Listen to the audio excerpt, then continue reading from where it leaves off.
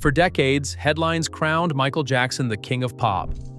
Few noticed the boy who began quietly visiting sick children in hospitals at age 14 and never stopped.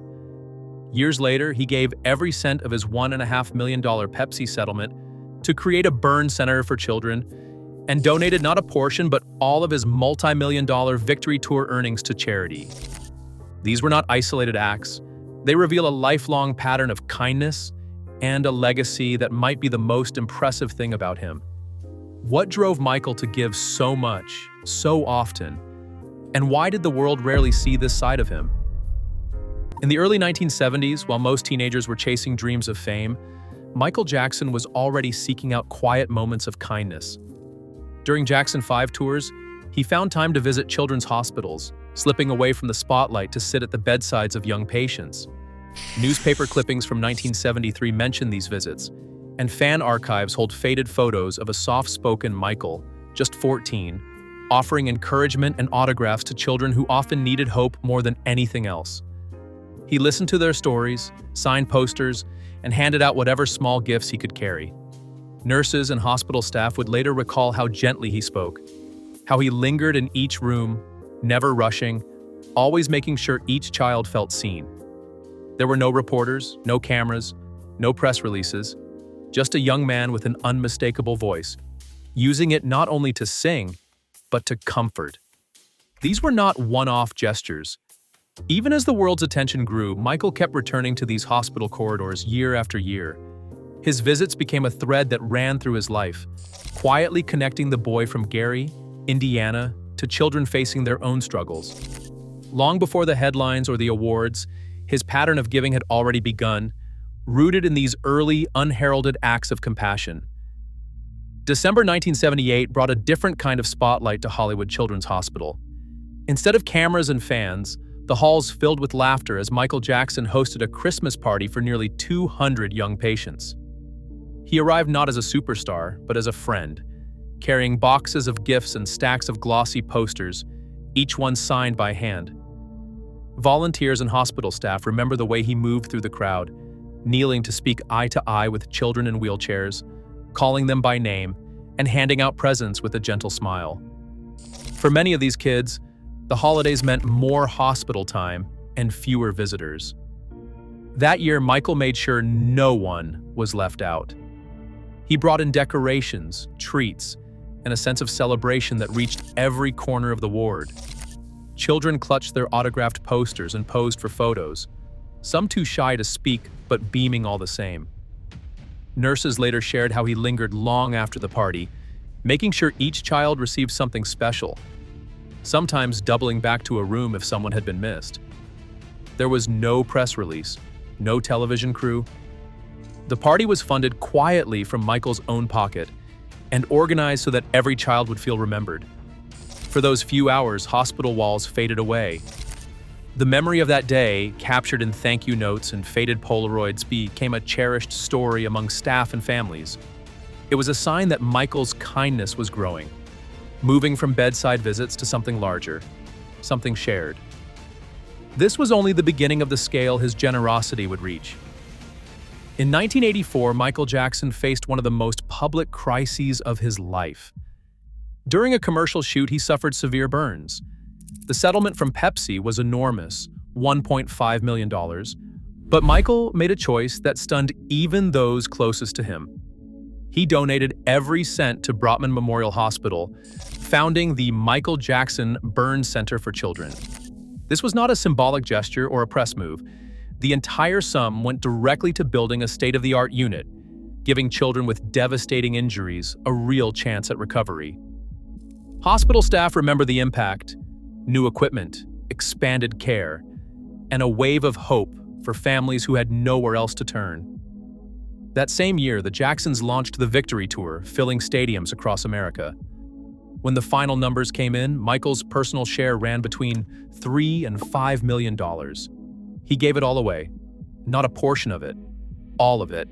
The money funded scholarships through the United Negro College Fund, supported Camp Ronald McDonald for Good Times, and equipped a 19-bed unit at Mount Sinai for children fighting leukemia. Each check, each donation carried the same message: these resources were meant for others. the scale of giving caught national attention. President Ronald Reagan invited Michael to the White House, presenting him with the Presidential Humanitarian Award. The ceremony recognized more than his music. It honored a pattern of generosity that had grown from quiet hospital visits into something that could change lives on an institutional level. By the end of 1984, Michael Jackson's kindness was no longer a secret. It was a force measured in millions, shaping futures far beyond the stage. January 1985 brought together a gathering unlike any other in pop music history. In a Los Angeles studio, Michael Jackson arrived quietly, lyric sheet in hand, ready to work through the night. He was not just another voice in the chorus. He was the driving force behind We Are the World, the anthem he co-wrote with Lionel Richie. Quincy Jones stood at the helm, but it was Michael who had called, coaxed, and inspired dozens of the biggest stars in the United States to join. The session stretched into the early hours, with Jackson recording his vocals first, setting the tone for everyone who followed. He moved from microphone to piano, encouraging hesitant singers, smoothing over nerves, and reminding everyone why they were there. The result was more than a song. We Are the World became that year's best-selling single, raising over $60 million for famine relief in Africa. That money funded food shipments, medical supplies, and long-term development projects, real, measurable change for people who had never heard his music. For Michael, this was art transformed into action. He saw the reach of his fame and used it to rally an entire industry, proving that kindness could fill stadiums and, just as powerfully, feed a nation. In 1986, Michael Jackson made another quiet move that would ripple across generations. He donated $1.5 million to the United Negro College Fund, creating a permanent scholarship for students at historically black colleges and universities. The fund focused on young people studying the arts, communication, and social sciences, fields where voices shape culture and inspire change. It wasn't a headline-grabbing gesture or a one-time check. The endowment was built to last, providing support year after year for students who might otherwise have been shut out by financial barriers. By 2019, nearly 250 students from 38 different colleges had received help from the Michael Jackson Scholarship, and the numbers have only grown since. The awards, sometimes as much as $5,000 per student, opened doors for those dreaming of careers on stage, behind cameras, or in classrooms. For every recipient, the scholarship meant more than money. It was a message that their dreams mattered, and that someone who had already reached the world stage believed in their future. Heal the World Foundation began as an idea, but quickly grew into a lifeline for children facing war, poverty, and illness around the globe. In 1992, Michael Jackson launched the foundation with a promise to use his platform and resources to deliver real help where it was needed most. That promise became action when Heal the World organized the shipment of 46 tons of medical supplies and food to Sarajevo, a city under siege in Bosnia-Herzegovina. Each crate that landed carried more than aid, it carried hope, reaching families who had lost nearly everything. The foundation's reach did not end with airlifts. It quietly covered the costs of a life-saving liver transplant for a child in Hungary, working behind the scenes to give one family a future they thought was out of reach. When Michael performed at the Super Bowl in 1993, he donated his entire $1 million fee to Heal the World, turning the world's biggest stage into a moment of giving. The NFL added another $100,000, amplifying the impact. By the year 2000, Guinness World Records recognized Michael for supporting 39 different charities, more than any other entertainer. This was not a side project or a publicity move. It was the culmination of decades spent finding ways, big and small, to help others. For every headline about his music, there were dozens of unreported acts of generosity.